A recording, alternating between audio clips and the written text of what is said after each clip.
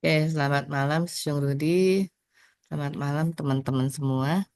Hari ini kita ditemenin eh, oleh Syung Rudi ya dengan topiknya mengenai pencernaan ya Syung ya.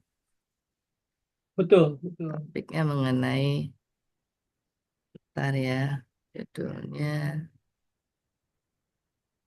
Masalah-masalah nyeri penyakit. lambung dalam perspektif tradisional Chinese medicine ya. Jadi Sesiung Rudi ini memang khusus mempelajari mengenai tradisional Chinese medicine ya.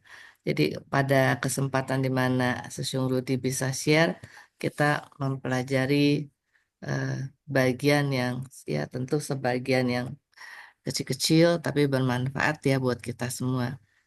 Nah, sebelum kita mulai, kita akan latihan nafas dulu untuk menyatukan hati dan pikiran kita ya. Oke. Kita akan kira-kira 5 menit. Kita akan tarik nafas, buang nafas, tarik nafas, perut dikembungkan, buang nafas, perut dikempiskan. Oke, kita mulai ya. Breathing in,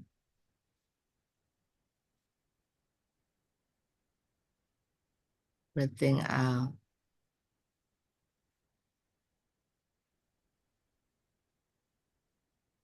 In, 2, 3, 4, 5. Tahan. Out. 7, 8, 9, 10. Tahan. In. 12, 13, 14, 15. Tahan. Out. 17, 18, 19, 20. In. 22, 23, 24, 25. Out. 27, 28, 29, 30. In. 32, 33, 34, 35. Out. 37, 38, 39, 40. In. 42, 43, 44, 45. Out. 47, 48, 49, 50. In. Out.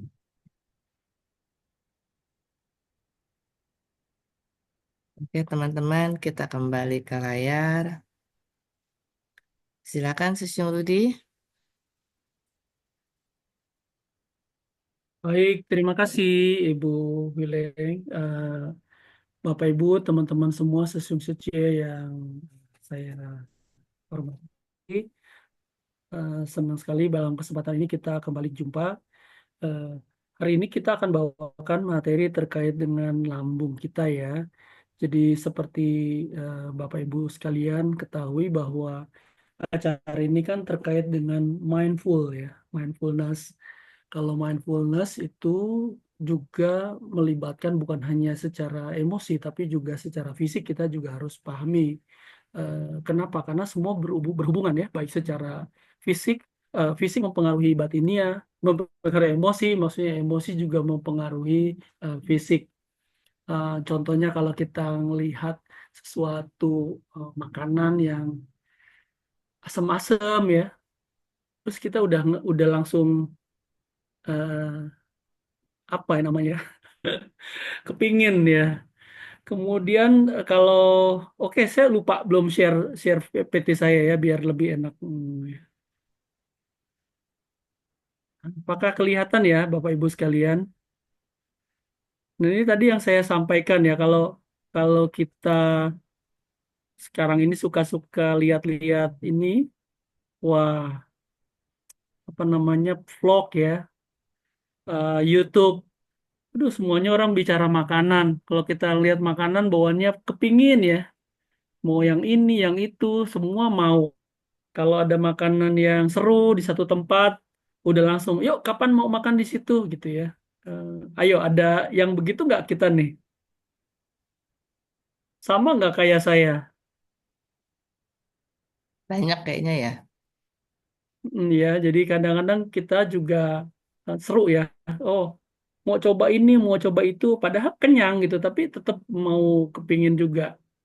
Nah, ini yang sebetulnya apakah kita juga eh, harus ngikutin metode-metode gini ya?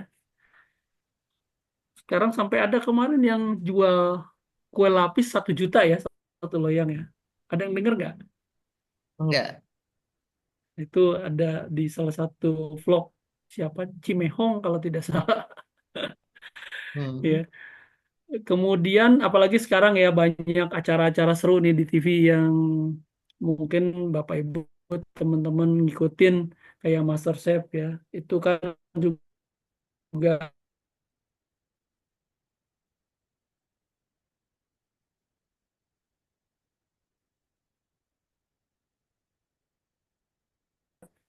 gimana pengolahan kuliner dan emang seru-seru sih kita bisa melihat. Nah, Bapak Ibu sekalian, eh, sebetulnya kita sadari atau tidak sadari bahwa fisik mempengaruhi sorry, maksud saya adalah emosi mempengaruhi organ, organ mempengaruhi emosi juga. Jadi saling timbal balik.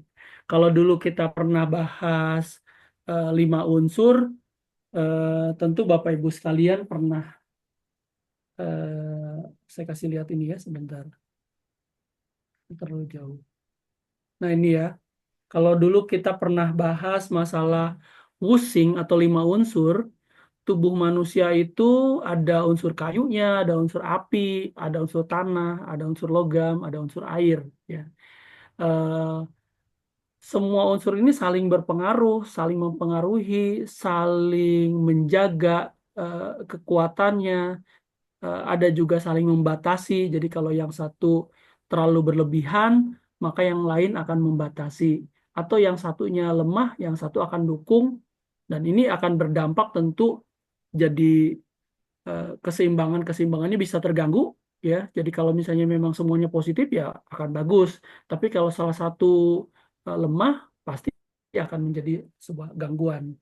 Contoh kita misalnya ini saya jelaskan lagi di awal, seperti di awal-awal dulu ya. Jadi kalau organ kayu itu di tubuh diwakili oleh hati, ada dulu ya. Kemudian paling akhir liver, biasanya matanya warnanya apa tuh? Agak kuning ya. Kemudian juga ada tendonnya ada sakit ya kalau kita cek deh orang-orang yang dengan tendonnya nyeri ya.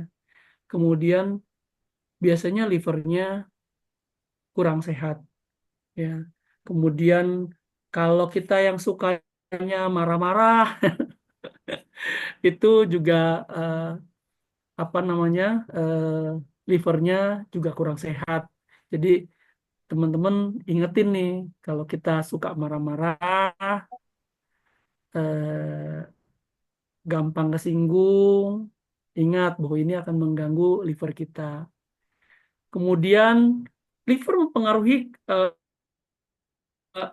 apa eh, organ jantung. Jadi kayu mempengaruhi jantung. Maksudnya adalah si api ini bisa hidup kalau kayunya kuat. Jadi kayu itu kan memberikan bahan bakar ke api ya. Nah ini. Jadi sama juga dengan liver. Jika livernya kuat, maka jantung juga bagus, mendukung nih. Ini hubungannya adalah ini mamahnya, ini anaknya, ibu dan anak. Nah, jadi kalau jantungnya mau sehat, ya livernya juga harus sehat. Orang-orang yang dengan liver bermasalah, biasanya jantungnya juga bermasalah. Nah, ini kalau kita lihat sisi jantung saja ya. Jantung itu kelihatan organnya tuh di lidah.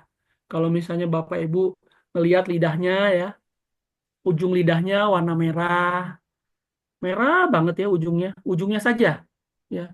Itu biasanya jantungnya kurang sehat, lagi panas tuh jantungnya ya. Nah, biasanya kalau orang jantungnya panas, usus kecilnya juga nggak enak ya.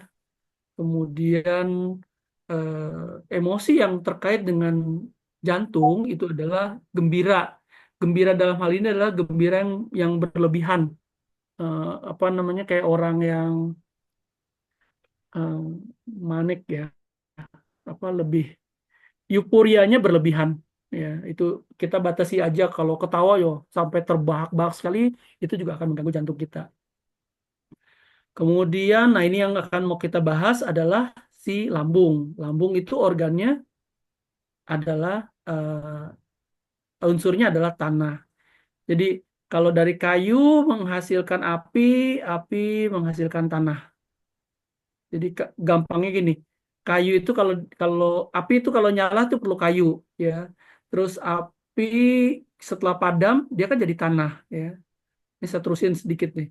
Kalau tanah di salah satu unsur tanahnya ada logam ya. Logam nanti kalau misalnya logam, kalau misalnya kita katakanlah kita punya satu besi ya, kita biarin bawahnya biasanya suka keluar air. Ya, air kemudian menghidupkan kayu dan seterusnya. Nanti ini bahasan-bahasan lebih lanjutnya seperti bagaimana si kayu mempengaruhi apa membatasi tanah, kemudian api membatasi logam dan seterusnya ini kita akan bahas dalam sesi yang lain ya. Nah, si lambung itu bukan cuma lambung sebetulnya tadi ada pasangannya limpa lambung ya. Eh, Lambung itu kelihatannya adalah di mulut atau di bibir kita ya. Kalau misalnya limpa lambungnya sehat, kelihatan bibirnya sehat. Jadi nggak kering, nggak apa namanya kusem ya bisa dibilang. Kemudian ototnya juga sehat dan apa namanya kalau kita lihat dari sisi emosi, kalau kita terlalu banyak berpikir, stres, ya ini yang menimbulkan nyeri lambung. Siapa yang masih suka stres nih sama pekerjaannya, sama mungkin pasangannya, sama organisasinya, nah itu hati-hati ya, kita bisa menimbulkan nyeri lambung. Jadi boleh kita berpikir, tapi berpikir yang terlalu berlebihan juga tidak baik ya. Kalau dari unsur logam, ini tadi yaitu paru-paru dan usus besar. Ya. Ini kelihatan kalau misalnya kita kulitnya kusam, itu kemungkinan besar dari paru-paru dan usus besarnya kurang sehat ya. Kemudian emosi yang mempengaruhinya adalah emosi sedih. Demikian juga dengan air, air itu ginjal, kandung kemih ya. Kemudian emosi yang mempengaruhinya adalah takut. Kalau kita takut berlebihan, bisa mempengaruhi ginjal kita ya. Nah, Bapak Ibu sekalian dari sini sebetulnya kita bisa banyak lihat nih, ada warna juga ya. Ada warna, ini kan unsur organ eh, kayu itu hijau, unsur api atau jantung itu merah, unsur tanah atau limpa lambung itu kuning, logam paru-paru itu putih, air itu bisa warna eh, apa namanya hitam atau mungkin biru ya, bisa juga. Jadi kalau misalnya Bapak Ibu sekalian teman-teman yang biasa melaksanakan meditasi bisa menggunakan objek warna ini untuk menguatkan bagian-bagian tubuh ya kita yang sedang bermasalah. Misalnya kita sedang banyak marahnya nih. Oke, kita boleh menggunakan objek warna meditasi warna hijau. Atau misalnya kita konsen dengan masalah lambung kita, ke limpa lambung kita lagi nggak enak gitu ya. Kita boleh bermeditasi dengan objek warna kuning, Bapak Ibu sekalian. Nah, ini ya kalau tadi hubungannya ke sana. Yuk kita kembali lagi ke eh, materi kita. Nah, ini ya. Bapak Ibu sekalian tentu pernah nyeri lambung ya, atau ada yang nggak pernah nyeri ya, nggak apa-apa, itu berarti bagus ya. Nah, ini menurut data bahwa eh, ini orang dewasa 60% ya di dunia ini berpotensi mengalami masalah asam lambung. Kemudian eh, rata-rata penderita asam lambung 1,8 sampai 2,1 juta orang setiap tahun. Jadi banyak sekali ya orang yang menderita sakit lambung ini. Kemudian bagaimana dengan di Indonesia? Eh, per sorry ini eh, meninggal 41 orang per tahun dengan ya ini artinya ada eh, cukup besar juga ya. Kemudian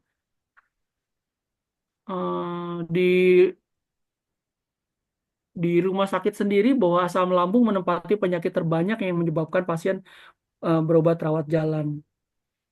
Ya, ini kalau di negara-negara secara umum, Indonesia 40,9%, di Kanada 35, China 31, dan seterusnya ya. Jadi cukup gede nih. Ya, jadi teman-teman sekalian, pastikan kita menjaga lambung kita, sahabat kita ini. Ya.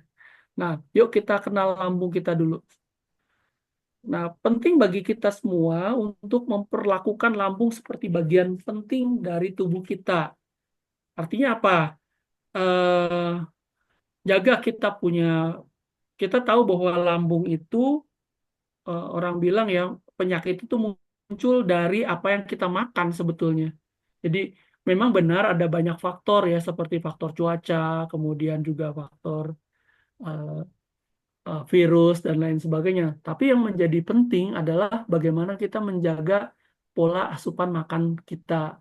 Tadi seperti kita di awal banyak ya kita kalau kita lihat YouTube itu isinya makanan gitu ya. Memang seru sih nonton-nonton itu, tapi jangan sampai kita terjebak untuk akhirnya makan berlebihan, pola makan kita rusak ya. Senang makan makanan yang pedas-pedas ya, kemudian mau coba ini itu santan-santan dan sebagainya itu membuat lambung kita menderita ya. Kemudian eh, perhatikan bagaimana apakah kita sebentar-sebentar makan obat, bagaimana mental kita ya. Apakah kita juga gampang stres, gampang terlalu eh, apa namanya berpikir ya, mikir sesuatu oke lah. Ya saya kok jadi ingetan satu kata-kata si almarhum Gus Dur ya. Di dunia ini ada dua masalah katanya. Ada dua macam masalah. Yang pertama adalah masalah yang bisa diselesaikan. Jadi kalau masalah bisa diselesaikan, sorry, ada dua macam masalah. Masalah yang pertama adalah masalah yang bisa diselesaikan, yang kedua adalah masalah yang tidak bisa diselesaikan. Jadi kalau masalah yang bisa diselesaikan itu ngapain kita pikirin orang orang nggak ada memang bisa diselesaikan kok. Kedua adalah masalah yang tidak bisa diselesaikan. Masalah yang tidak bisa, nah, kalau gitu ngapain dipikirin orang memang tidak bisa diselesaikan kan? Memang itu cuma joknya Gus Dur ya. Tetapi kalau kita kembali lagi, memang benar kita tuh jangan terlalu terlibat terlalu dalam dengan segala sesuatu. Ya, memikirkan sampai kita nggak bisa tidur, menimbulkan kita hal-hal yang apa merugikan tubuh kita sendiri. Nah, bukan berarti kita jadi malas ya. Ya udah dah, masalah biar nggak usah diselesaikan, nggak begitu juga ya. Tapi dalam hal ini kita coba berpikir lebih balance untuk kebaikan kita sendiri. Kemudian, eh, nah ini banyak yang nanya nih, obat-obat apa yang paling bagus? Waduh, banyak ya. Kalau kita mau lihat dari sisi obat, Chinese medicine juga banyak banget kalau terkait sama obat-obatan ini ya. Cuma saya melihat bahwa kalau memang itu bisa diperbaiki, kenapa kita harus masuk ke dari sisi obat ya? Sebetulnya selama kita bisa menjaga pola makan, mental yang baik, sebetulnya obat-obat ini tidak dibutuhkan. Hmm. Nah, ini tadi ya. Ini kemudian saya coba cerita tentang sebuah alur dari sistem di dalam tubuh kita menurut Chinese medicine ya. Nah, ini makan minum masuk ya, kemudian di lambung diolah ya. Kemudian ini pasangannya lambung itu adalah limpa ya. Nah, lambung ini mengolahnya ke usus kecil ya. Sementara di proses limpa itu mengatur ada yang namanya cairan jernih dan cairan keruh ya. Cairan jernihnya itu ke sini ya. Cairan jernihnya itu eh, seperti energinya masuk ke lung, ke paru-paru ya. Kemudian disebarkan ke tiga bagian tubuh. Tiga bagian tubuh itu disebut sebagai tiga ciao. Ciao atas, ciao tengah, ciao bawah. Ya, jadi bagian atas daerah paru-paru jantung ke atas, ciao tengah di organ pencernaan, ciao bawah itu ginjal, sistem reproduksi dan seterusnya. Ya. Kemudian yang keruh diturunkan masuk usus besar kalau ada sisa air diserap kembali, kalau ada yang keruh diturunkan menjadi feses dan urin, kalau yang jernih kembali dinaikkan menjadi energi kita dan disebar ke seluruh tubuh. Kira-kira prosesnya kayak gitu kalau dari sisi Chinese medicine. Hmm. Oke, kita lihat satu persatu tentang eh, lambung menurut Chinese medicine ya. Nah, ini Bapak Ibu kelihatan ya. Kelihatan. Jadi seperti tadi disampaikan bahwa lambung ini bertanggung jawab menerima dan menguraikan dekomposisi makanan minuman ya. Oleh karena itu lambung juga dijuluki sebagai samudra Qi Xue. Qi Xue itu Qi ya, Qi energi, Xue itu darah ya. Eh, jadi dijuluki sebagai samudra Qi Xue, makan minuman ya. Kemudian makanan minuman masuk lewat mulut ke lambung, diuraikan, dikomposisi agar dapat dicerna lebih lanjut oleh usus kecil kita. Kemudian makanan minuman dapat dibagi menjadi dua bagian, yang jernih ya disalurkan kembali ke atas, ditransportasi dan ditransformasi oleh limpa menjadi yang zat-zat gizi ya, sedangkan bagian yang keruh atau ampas makanan disalurkan kembali ke usus kecil. Nah, proses ini adalah proses lambung yang disebut sebagai Qingchuo, diturunkan yang keruh. Jika fungsi lambung terganggu, maka timbul mual muntah atau disebut Qi lambung membalik ke atas. Kalau misalnya istilah kita GERD ya. Jadi ada ini proses yang tidak berhasil, itu maka energinya naik ke atas ya. Eh, dan lambung suka lembab dan membenci yang kering. Oleh sebab itu kita minum harus cukup. Nih. Oke, dan seterusnya ya. Nah, kemudian ini apa yang menyebabkan gangguan pada lambung? Ini yang tadi ya, diet yang meliputi ya dari mulai jenis, kualitas makanan, keteraturan waktu makan, dan kondisi waktu makanan tertentu. Ya, jadi kalau kita dietnya yang berlebihan, juga akan berpengaruh kepada lambung. Keteraturan waktu makanan yang juga berantakan mempengaruhi waktu makan lambung ya. Kemudian emosi kita ya, emosi kita gimana nih? Kalau emosi kita terlalu berlebihan tadi yang terkait dengan lambung, apa emosinya tadi? Yo, apa? Lupa. Berpikir ya atau cemas. Hmm. Cemas berlebihan ya, kita sebutlah stres ya. Kalau berpikir nanti masa nggak boleh berpikir, anggap saja stres. Jadi berpikir yang berlebihan itu stres ya. Kalau kita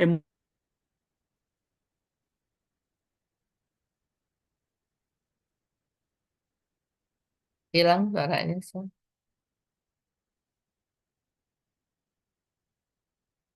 Suaranya hilang, Sung. stresnya berlebihan ya,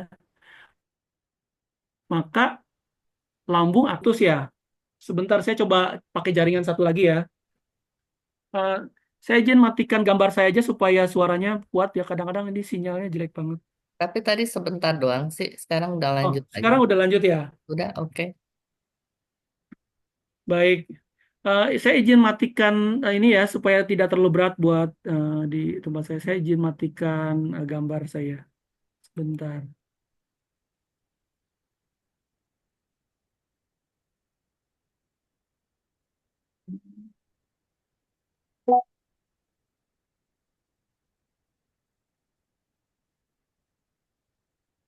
Oke, ini kadang-kadang berpengaruh. Baik, kemudian jenis-jenis yang kelainan yang ada pada lambung ya. Ini memang teori banget ya nanti kalau yang memang eh, pusing atau apa di skip aja ya. Jadi ini ada defisien ya, defisien cilambung, dengan dingin ya, defisiensi yin lambung, kemudian bentuk ekses ada api lambung, cilambung berbalik ke atas, retensi makanan dalam lambung, stagnasi darah dalam lambung dan seterusnya ya. Nah, ini kalau kita mengalami hal-hal seperti ini, nanti silahkan dicatat ya. Kalau misalnya Bapak, Ibu, teman-teman ada mengalami hal ini, ingat ini adalah namanya defisiensi lambung. Gejala klinisnya misalnya rasa tidak enak di epigastriumnya gimana? Kemudian apakah nafsu makannya hilang? Apakah indera pengecap kita menjadi hilang ya? Nggak enak makannya ya. Kemudian cek juga BAB kita, tinja kita apakah lembek? Apakah kita juga ada kelelahan yang berlebihan, terutama pada pagi hari? Kemudian tungkainya lemah. Nah, itu mungkin juga salah satu ada defisiensi lambung ya. Jadi energi pada lambung yang defisien atau kurang. Eh, Kondisi fisik lain yang bisa dilihat adalah kalau kita lihat foto lidah kita dijulurkan di kaca atau di kamera kita ya, lidahnya pusat apa lidahnya pucat. Kalau nanti saya akan kita skip dulu nanti malah jadi bingung ya. Oke, untuk masalah defisiensi lambung ini penyebab utamanya adalah karena makanan, kemudian diet yang kurang, nilai gizi dan proteinnya. Misalnya kita apa ya? Mungkin karena vegetarian misalnya, kemudian proteinnya sangat kurang. Nah, ini juga hati-hati. Jadi kalau misalnya kita vegetarian, proteinnya juga harus dicukupi.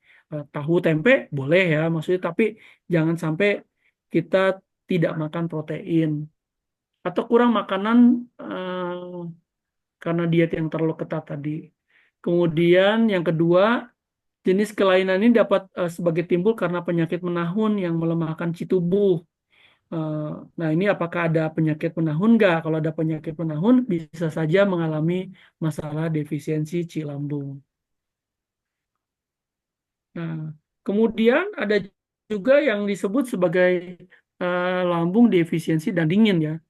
Nah, ini gejala klinisnya mirip ya, epigastriumnya terasa kurang enak, terutama ini ditandai setelah buang air besar atau juga setelah makan. Kok malah jadi nggak enak ya?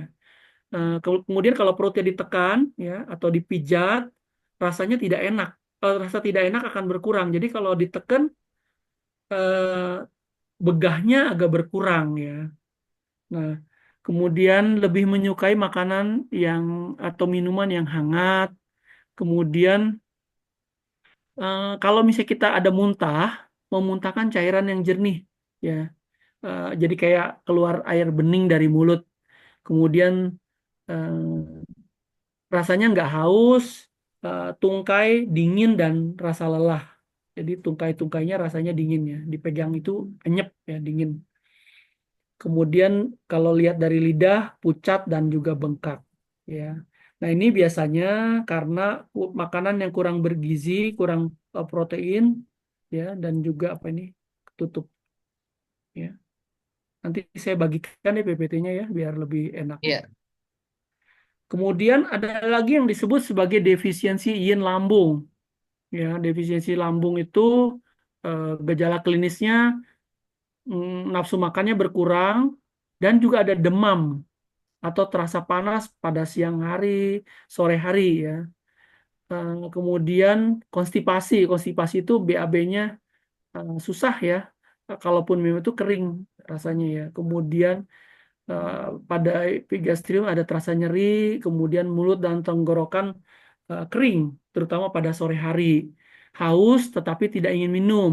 Kalau mau minum ya rasanya pengennya sedikit aja. Dan rasa penuh setelah makan. Begah ya baru makan mungkin eh, sedikit aja udah langsung berasa begah. Kemudian kalau lihat dari lidah, merah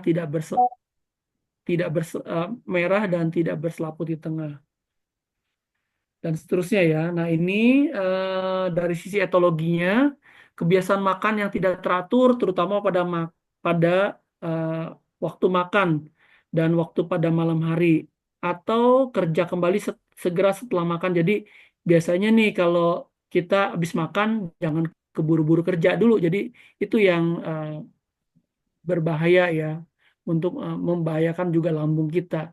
Jadi pastikan setelah kita makan, kita lakukan gerakan-gerakan yang sederhana saja, jalan ringan atau uh, yang penting tidak tidur ya. Jadi jangan langsung sibuk lagi bekerja, terus juga kalau kita makan juga terburu-buru ya. Orang-orang makan bisa 15 menit atau 20 menit, kita 5 menit udah selesai ya. Itu juga akan mengganggu lambung. Kemudian juga hubungannya tadi dengan stres tadi ya. Kemudian juga sering melewatkan jam makan. Nah, ini juga akan mengganggu lambung kita. Oke, berikutnya ada masalah lambung yang disebut sebagai api lambung atau dahak api. Bapak Ibu, ini gejala klinisnya adalah rasanya terbakar ya, dan nyeri di area epigastrium. Ya. Jadi seperti panas gitu ya. Kemudian ada rasa haus dan keinginan untuk minum minuman yang dingin. Rasanya lapar aja ya. Kemudian cek lagi ada gusi nyeri dan bengkak. Kadang-kadang gusi bisa berdarah. Kemudian eh, ada rasa asam ya. Kemudian ada konstipasi. Ada konstipasi itu susah buang air ya. Kemudian ada mual, muntah. Dan setelah makan napas baunya nggak enak ya. Kemudian eh, epigastrium terasa penuh, kemudian bisa juga tinjanya berlendir, insomnia dan secara mental kacau. Jadi seperti orang yang bingung ya. Kemudian etologinya ini karena terlalu banyak makanan yang panas. Nah, makanan yang panas tuh apa sih? Eh, Banyak ya sumber-sumber makanan yang panas seperti mungkin makanan Padang ya itu banyak makanan panasnya tuh. Hmm. Kemudian terlalu banyak merokok ya, kemudian eh, pedas berlemak ya. Kemudian nanti kalau kita lihat dari lidahnya merah, selaputnya tebal dan kuning ya. Nah, ini ada lagi satu lagi yang disebut sebagai lambung terserang patogen luar dingin ya. Jadi kalau misalnya patogen luar dingin itu apa sih ya? Bisa angin dingin ya. Eh, Kalau misalnya kita tiba-tiba kehujanan, bisa juga. Eh, Gejala klinisnya ini lebih ke tiba-tiba ya. Sorry, saya mau batuk sebentar.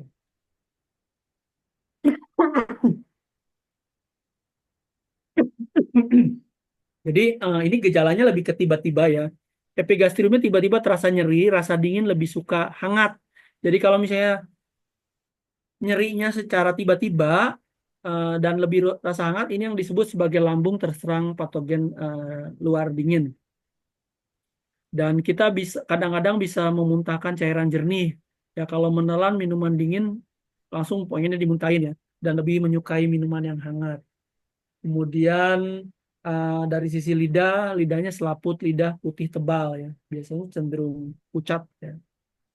Nah, ini disebabkan oleh patogen luar yang sifatnya angin dingin ya, atau kehujanan misalnya. Bisa juga karena kita terlalu banyak makanan atau minuman yang serba dingin ya. Termasuk juga makanan-makanan yang mentah nih, salad kayak gitu ya. Kalau kita terlalu sering bisa juga menimbulkan hal ini. karedok ya termasuk. Jadi kalau misalnya suka makan makanan yang dingin atau mentah, kita batasi saja atau eh, jarang-jarang ya. Kemudian ada lagi lambung berbalik arah. Ya, gejala klinisnya itu ada mual, berdahak, muntah, ya, sekap, ya.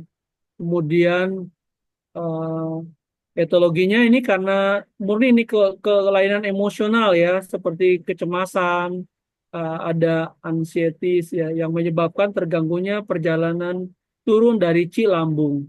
Kelainan ini biasanya berjalan bersama dengan jenis kelainan lambung lainnya. Jadi ini yang tadi bisa juga eh, dengan yang lain. Jadi ini lebih ke ada GERD-nya, ada efek berbalik ke atas ya.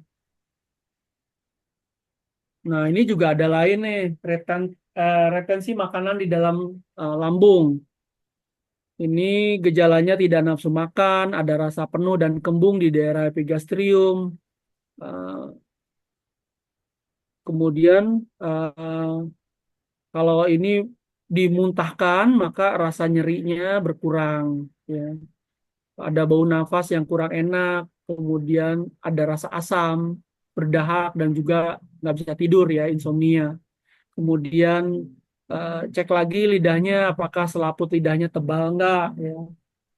Kemudian etologinya ini karena penyebab kelainan itu terutama karena makanan terlalu banyak ya. Makan terlalu cepat seperti mirip-mirip tadi ya, tergesa-gesa ya. Dan juga eh, cemas sewaktu makan. Nah, nah, dari beberapa metode beberapa macam-macam ini ya, ada dua pasti macam penanganannya, baik secara eh, farmakologi maupun non farmakologi ya. Jadi kalau yang tanpa obat atau non farmakologis ini bisa tentu yang gampang adalah dengan diet ya. Easy to say ya. Gampang semua orang bilang diet aja ya nggak juga sih. Memang perlu mindful, perlu kesungguhan hati. Kita tadi udah mengenal lambung ini sifatnya begini. Jadi kalau kita diet itu bukan berarti kita mau menyusahkan diri sendiri, tapi justru karena kita sayang sama tubuh kita ya. Diet yang gimana yang disarankan untuk kesehatan lambung adalah diet yang rendah lemak ya. Lemak bukan cuma hewani loh, lemak nabati juga ya. Jadi rendah lemak, menghindari makanan terlalu banyak di malam hari ya, dan mengurangi asupan makanan sehari-hari menjadi beberapa makanan yang kecil. Jadi jangan terlalu banyak, dibagi aja beberapa ya. Kemudian menghadapi stresnya gimana nih? Pekerjaan banyak, tuntutan bos gede ya. Ya kita harus enjoy ya, kita damai dengan emosi kita. Jadi yang bisa kita kerjakan, kita kerjakan. Kita bisa sharing tentang masalah-masalah kita dengan orang-orang yang dekat kita, sehingga emosinya tidak terlalu berat. Betul, memang pekerjaan tidak bisa ini ya, tanggung jawab kita tetap harus kita laksanakan. Tetapi kita nikmatin saja itu sebagai sebuah ya masih bersyukur kita masih bisa bekerja dibanding orang-orang yang tidak bisa bekerja.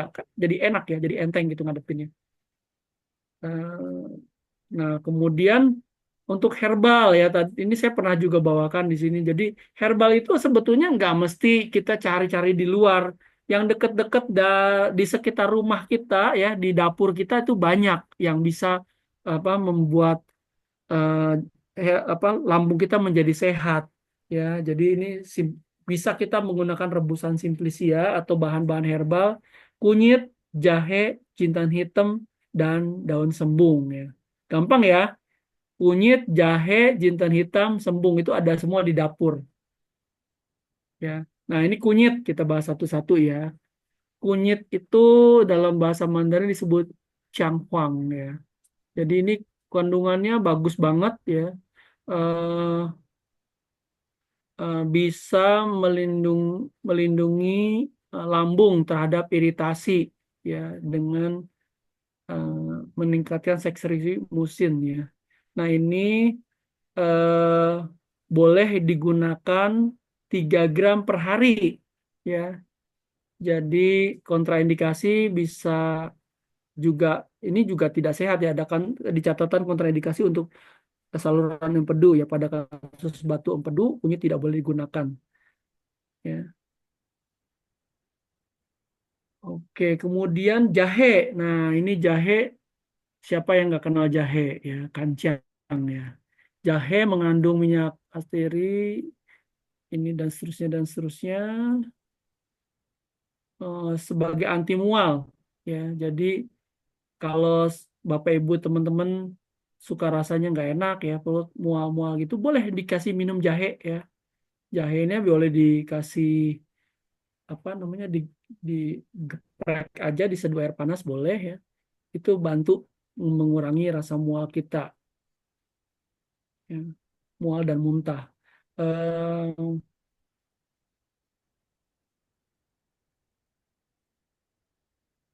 Silakan dibaca nanti saya share ya. Kemudian juga jintan hitam nih. Jintan hitam eh, juga bantu mengobati radang lambung ya. Ini sudah mungkin setara dengan ranitidin ya. Bahwa jintan hitam secara bermakna dapat menurunkan volume sekresi asam lambung. Ya, kemudian memiliki aktivitas melawan pembentukan ulkus di lambung. Jadi sangat sangat bagus juga jintan hitam. Kemudian sembung. Nah, ini yang terakhir ya, daun sembung. Udah jarang ya daun sembung ya. Kalau di kampung saya di Kerawang masih banyak nih daun sembung. Ini bisa membantu untuk gangguan pencernaan ya, gangguan lambung, tukak, kulit pening. Ya, ini juga sangat bagus. Nah, ini itu tadi dari sisi herbal-herbal yang bisa kita gunakan ya. Penggunaannya sederhana saja, itu cukup di seduh air panas. Rebus. Ya, direbus boleh, direbus juga tidak usah lama-lama, tapi pastikan alat rebus kita tidak menggunakan aluminium ya. Jadi kalau ada panci, carilah panci yang stainless. Kalau bisa yang kaca, lebih bagus lagi yang dari tembikar, lebih bagus. Itu jadi eh, atau kalau mau susah cari tukang jamu, boleh minum apa kunyit atau jahenya ya. Itu sangat membantu menenangkan lambung kita. Nah, kalau teman-teman yang dulu kita pernah belajar titik-titik akupuntur ya. Jadi ini menjadi penting sekali nih, boleh dicatat. Yang pertama, Cusanli ya, ST36. Yuk sama-sama coba dicek kakinya ini kira-kira 4 jari atau 3 cun di bawah apa namanya ini tumit ya. Jadi kalau kita lihat ada bulatan tumit di sini, Tempurung, tempurung. tempurung ya, tempurung lutut ya. Itu ada yang empuknya. Nah, itu adalah bagian telunjuk kita ya. Nah, terus jari manis dekat tulang kira-kira 1 cun, 1 cun itu satu jari lah ya, satu jari, satu ibu jari, satu jempol ke arah kanan ya, atau kanan atau kiri, jadi keluar sisi lateral. Boleh ditekan itu agak sedikit ngilu-ngilu, nah itu adalah Cusanli ya. Ini untuk nyeri perut, kurang nafsu makan, ada mual, muntah ya. Nah, kalau misalnya di akupuntur ditusuk setengah sampai 1,5 cun. Ya. Itu bisa mengatur dan memperkuat Qi ya dan Ciao tengah kita. Bapak Ibu lihat ya, udah coba boleh sambil pegang-pegang jari apa Ya, kayaknya ya. Itu Cusanli kita. dipegang-pegang itu dipencet ya. Pencet boleh dipencet ya. Dipencet itu ada rasa ngilu-ngilu dikit itu akan sangat nyaman kalau kita lambung kita kurang enak ya. Oke. Nah, Cusanli sendiri pengertiannya itu Sanli ya, 3 li ya. Jadi kalau kita berjalan 1 li dapat bonus 2 li. Jadi orang bilang ini adalah titik panjang umur. Jadi rajin-rajin ditekan-tekan biar panjang usia ya dan sehat juga. Iya. Nah, berikutnya titik ini yang disebut sebagai Iwan. Neiguan PC6 atau perikardium 6. Nah, ini sifatnya menyelaraskan perut, menghangatkan ciao tengah, dan meningkatkan sirkulasi qi, ya. Dan untuk menghilangkan rasa sakit, bisa juga untuk insomnia, ya. Ayo, siapa yang insomnia nih? Boleh posisinya di sini ya. Kalau misalnya lupa, dua cun itu berarti tiga jari. Tiga jari kita dari batas pergelangan, coba deh cek. Tiga jari dari batas pergelangan ya. Tiga jari diri sendiri ya, bukan orang lain. Ditempel, kemudian titiknya, batas tiga jari itu adalah uh, neikuan atau perikardium 6.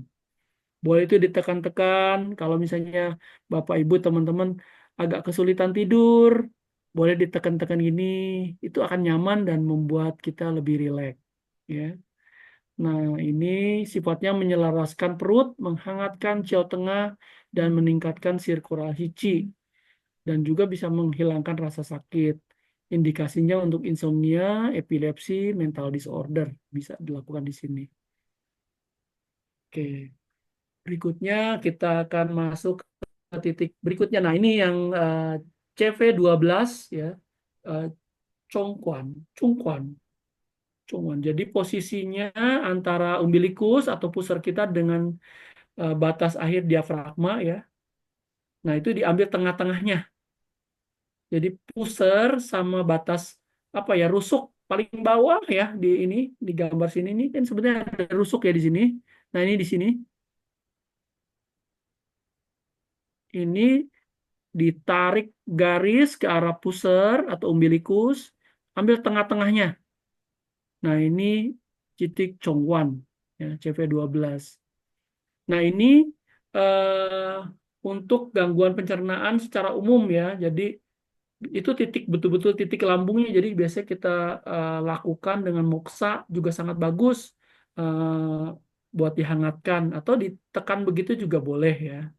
Kalau ya, ini indikasinya adalah untuk disfusi lambung, untuk gangguan pencernaan, ada gangguan psikosomatis pada bagian dan ini eh, boleh ditekan ya.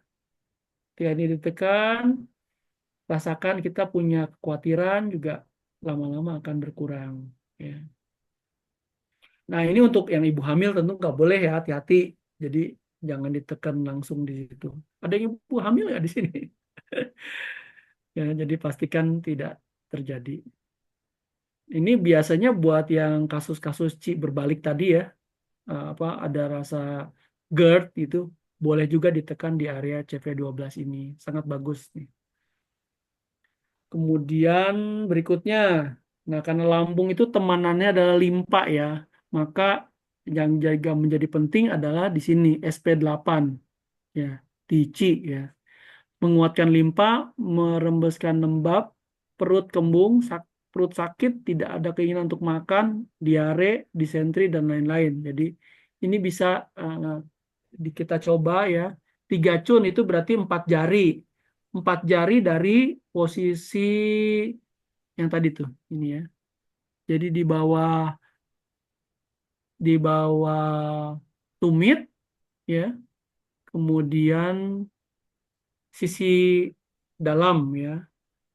Nah, ini dari sini empat empat jari atau tiga cun, SP8 PG ya.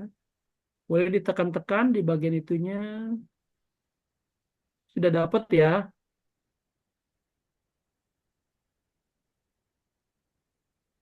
Oke. Berapa lama tekunnya ya? Boleh, kalau misalnya di akupuntur itu kan bisa sampai 30 menit ya. Kalau ditekan-tekan ya rajin-rajin saja. Misalnya kalau kita misalnya merasa ada rasa tidak tidak ada keinginan untuk makan ya. Kok rasanya nggak kepengen makan padahal harusnya udah makan nih. Boleh ditekan-tekan gini. Tapi kalau yang lagi diet jangan ya, nanti malah jadi mau makan terus. Jadi refleksi bagus ya. Betul, Bu, betul.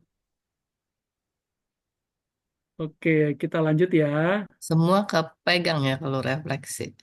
Benar, Bu. Ini tadi sudah ya, menaikwan ya. Nah, ini yang juga penting nih. Namanya nating, stomach 44. Jadi posisinya ada di antara jari ke, ini kan ke satu ya, dua, tiga.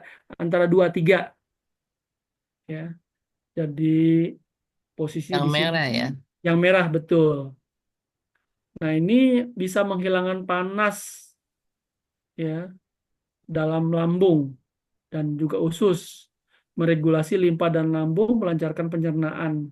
Jadi kalau kita yang memang perutnya berasa panas, nggak enak, itu bisa ditekan-tekan di situ. Pakai ujung pulpen atau pakai pakai ujung sumpit ya, bisa juga.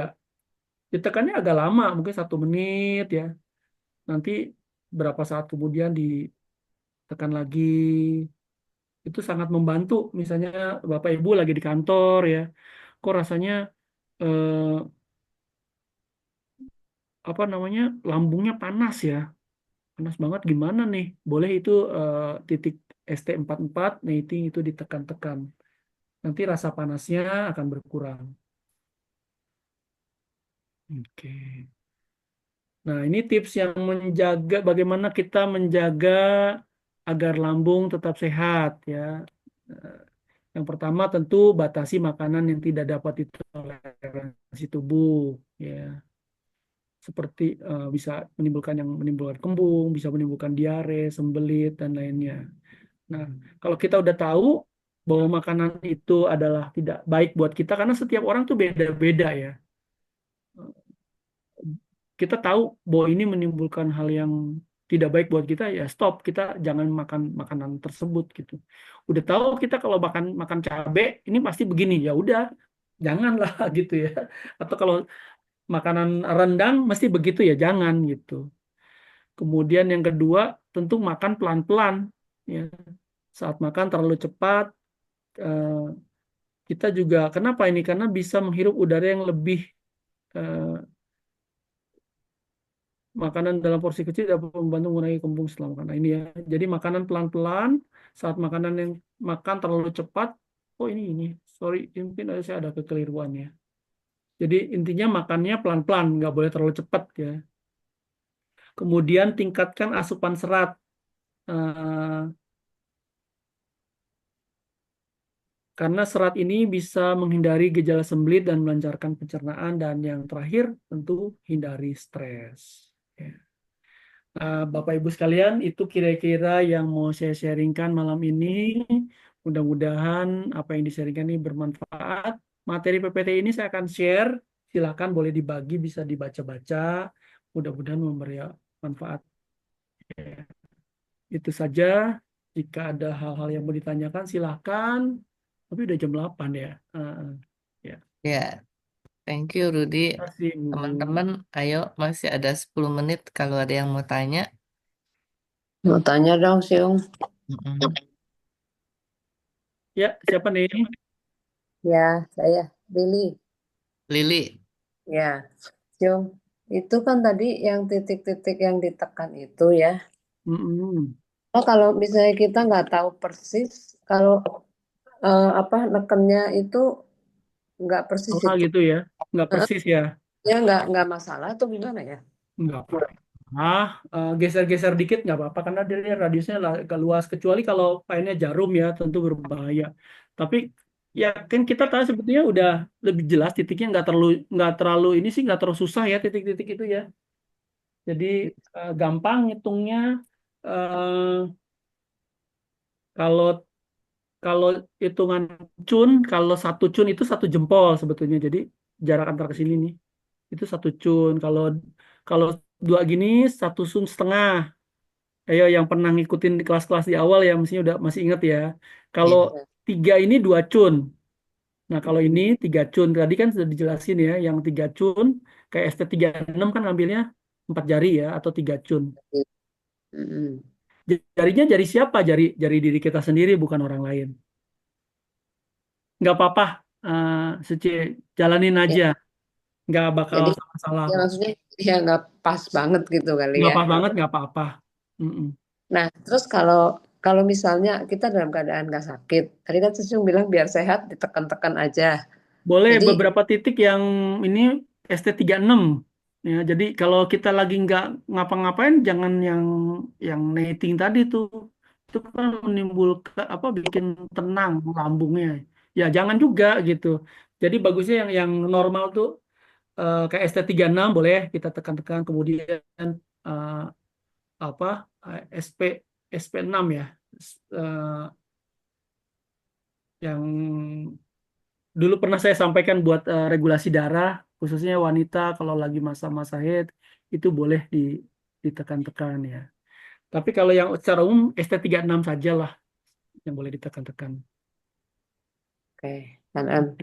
Sama-sama. Ayo, ada lagi? Ada lagi yang mau tanya? Cia Mary, Hmm, enggak, tadi saya udah tekan-tekan tuh memang agak linu-linu dikit ya, Sesium ya. Iya bener. Itu kalau Kadang linu kalau dikit berarti titiknya tepat itu loh. kadang kalau digoyang-goyangin gitu bisa bi- kalau yang di tangan bisa sampai tangannya bisa kayak kesetrum gitu ya, Sesium ya. Benar-benar. Wah, Ibu Bener ya. Meli berbakat ini kelihatannya. berbakat nih si Cia Mary. Enggak, tadi saya coba-coba kalau sampai kok sampai di jari-jari kayak orang kesetrum gitu. Benar. Bener ya. Ada lagi? Ah, Sesium mau nanya itu kalau kalau lidahnya kalau tengah-tengah agak retak-retak itu kenapa ya Sesium ya? Oh, siapa lidahnya siapa? Lidahnya Cemeri. Lidahnya aku. Iya, itu bisa juga indikator pencernaannya kurang baik. Oh gitu ya. Heeh. Jadi kayak kayak ditusuk-tusuk jarum gitu ya Sesium. Maksudnya gimana? Lidah, lidahnya sakitnya kayak ditusuk-tusuk jarum gitu. Oh, lidahnya kayak sakit-sakit itu, Suk. Aduh, Ah, enggak. itu ke pencernaan bukan? Oh, sorry. Lidahnya kayak ditusuk-tusuk, maksudnya gimana? Rasanya sakit lidahnya. Iya, sakitnya kayak ditusuk-tusuk jarum. Jadi kalau dalam kondisi normal, lidahnya sakit gitu. Iya, hari-hari gitu sakit. Oh, Itu wah, itu pencernaan bukan Sesium? boleh di foto lidahnya dikirimin ke saya ya. Oh iya iya Sesium. Baru tahu juga nih yang soalnya mesti dicek lebih lanjut ya kalau sampai ada rasa sakit lidah. Sehari-hari ada rasa kayak ditusuk-tusuk lidahnya ya. Iya benar. Mesti dicek lanjut doh itu. Ada masalah apa? Kita nggak bisa. Oh itu bukan pencernaan ya Sesium? Kemungkinan bukan, mungkin masalah yang berbeda ya. Oh Udah oke lama si Cia oke. Mm-mm. Mary? Udah. Saya mungkin sakitnya saya tahan jadi kebiasaan aja, jadi nggak terlalu mengganggu. Tapi terakhir-terakhir ini ganggu banget. Oh, Ngomong sebaiknya aja dicek. kadang-kadang rada pelo-pelo gitu. Oh iya iya, sebaiknya dicek ya kayak gitu, Cici Cek Mary ya. kemana itu Sesiong? Ke dokter apa gitu tuh? Stasiun Rudi lah. Ke- Foto dulu aja nanti. Ya langganannya kemana?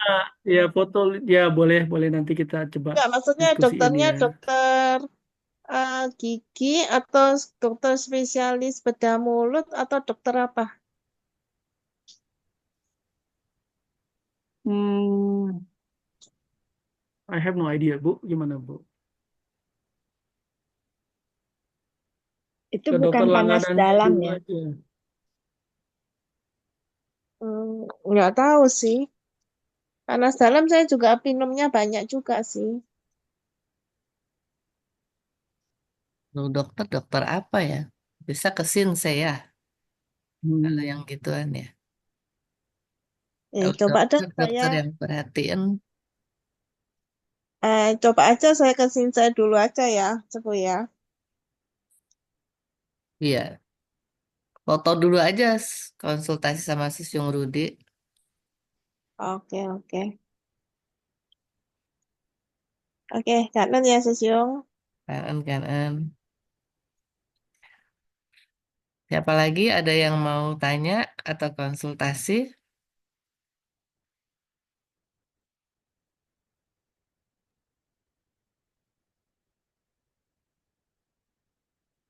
Usia Huiceng? Belum. Bu. Belum. Mm-mm. Usia Liliana, ya ingat belum?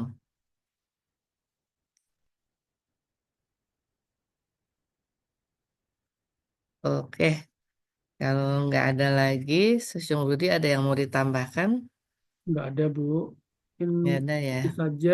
Terima kasih sudah dikasih kesempatan. Jangan lupa jaga kesehatan lambung kita bersama ya, biar Iya. tetap sehat. Makasih, Bu. Oke, makasih Sesiung Rudi. Jadi hari ini, waduh, kita dibahas ya. Kedengarannya lambung sederhana ya. Biasa cuma bilang sakit mah gitu.